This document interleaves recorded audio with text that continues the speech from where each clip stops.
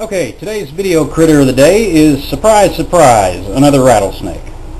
If you can't tell by now, I really like rattlesnakes, and also I like to showcase these animals to people to educate them about rattlesnakes and snakes in general, and to show people that these are not the vile, malicious, evil creatures that a lot of people characterize them as.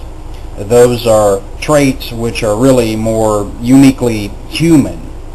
So the rattlesnake is a wild animal, and like any other, it's going to protect itself. And so if you injure it, if you're trying to kill it, if you accidentally step on it, you're trying to grab it or whatever, like any other wild animal, it's going to bite you. And that's really all there is to it. It's not any different than any other animal, except for the fact that it is venomous. It's armed. So, and that makes it a very efficient hunter, but it should not be hated and reviled for that fact. These animals help us very much with rodent control, and more people in human history have died from the diseases spread by rodents than all the snake bites in human history put together. So they really are a benefit to humans, and they're really quite considerate too, considering that they will rattle and give you a warning to stay away, and they do not want to bite you. They're not looking to pick a fight. And actually they're a lot more docile than people give them credit for. I've been handling these guys for quite a few years, and as I like to tell folks when I'm doing educational appearances, I feel more comfortable 2 feet away from a 4-foot-long diamondback rattler than I do most of you people's dogs. Especially when I go to your house and you say, "Oh, don't worry about the dog, he doesn't bite." Yeah, right. I feel more comfortable around these snakes, and that's because I've worked with them quite a bit, and they're actually not that they're not unpredictable. A lot of people have a tendency to think, well, wild animals are unpredictable. Well, they're only unpredictable if you're ignorant of them. If you have very much experience around the animals, they are actually quite predictable in their behaviors, and you can anticipate with great certainty what they're going to do. That does not mean that I get complacent and lower my guard, because the consequences of being wrong or it can be severe. But in all these years, I've never actually sustained a bite from a venomous snake, not with the fangs anyway. I've been nicked slightly while I was holding one, but that was a back tooth, so that doesn't really count. But anyway, this guy here is a Massasauga rattlesnake. It's in the same genus as the pygmy rattler, and it's a pretty small rattlesnake. And probably going to have to change camera angles here to show you. And so you may be able to tell from here, the lighting's not that great, but his head's only a few centimeters long, so he's a pretty small guy. But the other thing I wanted to illustrate was telling the difference between the Massasauga and the prairie rattler. They both look very similar. The patterning and the coloration, and really the only good way to tell the difference between the two, say if you've found what you think may be a juvenile prairie rattler and you're not very sure, it may be an adult Massasauga, well, the best key lies in the differences in the head scalation. The Massasauga rattlesnake has 9 large scales on top of the head. And the prairie rattler is in the Crotallidae genus, the same as the other larger rattlesnakes like the western diamondback, and it has many rows of smaller scales on top. And you probably won't be able to see this on the video, but this snake has 9 large scales on top of the head. And also another thing you will want to take note of, particularly if you're an amateur snake enthusiast or a naturalist and you're out there poking around, just be mindful that these Massasauga and the prairie rattler too, the pattern of the blotching, the dorsal blotching there, and the coloration, it does look superficially, well, at first glance, it can resemble a corn snake or a Great Plains rat snake. The patterns and sometimes the color is very similar, and on the corn snake and some of the rat snakes, the pattern on the head here will be very similar, but in the corn snakes and rat snakes it'll form an arrowhead shape. But anyway, at first glance they can look very much alike, so just be mindful of that. Okay, and some other notes I wanted to put out there, that you know, I've been rescuing reptiles in this area since 2006, and I have yet to take a call or get an email, pictures by email or whatever, from a resident that reported a venomous snake where it actually turned out to be a venomous snake. Now, I get many calls every summer about the rattlesnake in the garage or the water moccasin that's in the swimming pool, and even in one case I got a call about a baby copperhead, and without exception they've all turned out to be harmless, non-venomous snakes. In the case of the baby copperhead, that turned out to be a Texas blind snake, a little bitty snake that eats insects. And when I get the calls for the water moccasin, generally it turns out to be a diamondback water snake, harmless. When I get the rattlesnake calls, they're almost always a bull snake or some kind of a rat snake. And many of those non-venomous snakes, they will rattle their tail also if they feel threatened.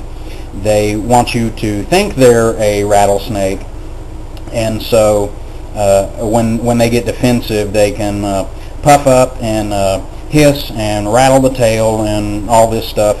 But people have a tendency to jump to conclusions and think the worst, and if they see a snake, oh my God, it's always a venomous one. And that's just not true. We've got approximately 115 different species and subspecies of snake here in Texas, and only 15 of those are venomous. Most of them are the different species of rattlesnake we have, like the western diamondback, the Mojave, like this little guy here, Massasauga. But really the average person is quite unlikely to run into a venomous snake, much less be bitten by one. Now, I go out and encounter these fairly frequently, but I'm out intentionally on the lookout for them. I go searching for them, and when I'm on the roads, or I take the back roads, or I go out in the brush, I'm looking for them. But really, it's just I have yet to run across anybody who gives me a snake report where the snake was actually what they said it was. Okay, and what I want to show you here now is the utensil that I use to move venomous snakes, whether it's relocating them off of somebody's property or moving them off the road. And what it is simply is just a bait well net. This was about $5 from Academy Sporting Goods store, and it's nylon netting, and on a plastic handle that is about 3 feet long. And this works real good for me, and I prefer it to other utensils like tongs and hooks, and I'll go into that in just a second. But this net has a flat bottom here, which makes it real convenient to use, because what I'll do is just place it right down in contact with the ground in front of the snake in the direction of travel, and sometimes I'll coax it along, and it will generally seek refuge right in the bag. And if I have to, I'll scoop them in. And the flat bottom there, that makes it easy to do. And they'll go right in the bag, and what I'll do is I'll fold it over once like this, and then twice, and they're pretty secure in there and restrained, and you only have to worry about not letting yourself come into contact with the bag. But they generally will coil up in there and feel a lot more secure. You're not exerting any kind of actual force on their body like with a set of tongs. And that's one of the reasons I don't like tongs. Tongs tend to be preferred by, well, I know professionals use them, but a lot of amateurs will use them, and they get overconfident with them. And you've got amateurs and animal control officers who will maybe only use those tongs a few times a year, so they're not what I would call very experienced with them.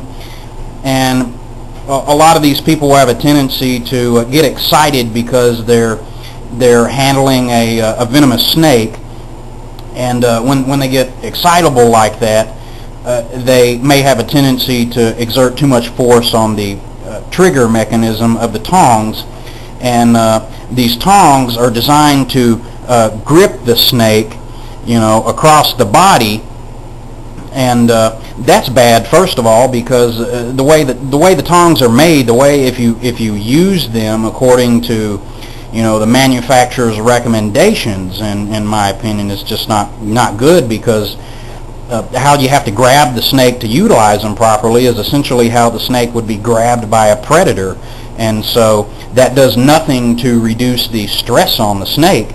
So, and if you're exerting too much force on the trigger because you're excited, and too much force is applied to the snake, well, you can injure the snake very easily, because snakes are pretty fragile. Their vertebrae and their ribs are fragile, and can be broken very easily.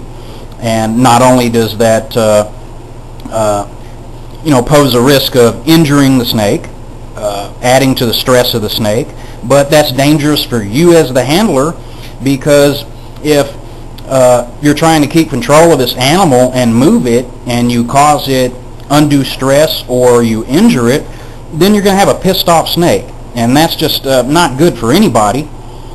And so for a myriad of reasons, I don't like the tongs. Even if you're using them properly, I don't think it's the best instrument or the best method to use to move a snake. Hooks are much better, but you have to be like with any of these, you should be skilled and seek some training from an experienced handler before you go moving venomous snakes with any kind of utensil. But you have to have a lot of skill when using a hook. But at least the hooks are better for the snake, because it provides support without gripping the snake across the body, and which can, like I said, cause stress and or injury to the snake. But with these bags here, the snake is just confined in the bag. Its full body weight is supported, its entire body, and they will just coil up in the bag and feel nice and secure, and I've never had any problems transporting them. Maybe I'll move them to a Sterilite bin or something like that, put them in the truck, But if I'm just taking them a little ways down the road, a lot of times I've just left them in the bag doubled over, and if I have to, I'll put some weight down on it. Say if I'm just going quarter mile down the road or something. But these have worked out nicely for me, and I just prefer them. And not to mention the fact that at $5, really, this is an effective utensil that I can afford to replace as needed. I generally go through about one of these a year, but it's affordable and effective. And those snake tongs, I haven't priced them recently, but last time I did, I mean, they're really overrated and overpriced. You're talking about in some cases over $100, $120 or something like that for these tongs, and I just don't think they're all they're cracked up to be by people. So I just use the bags here, like I said, and it's very easy to get the snake into the bag, and very safe to transport them, and it keeps their stress level down, and so it works for me.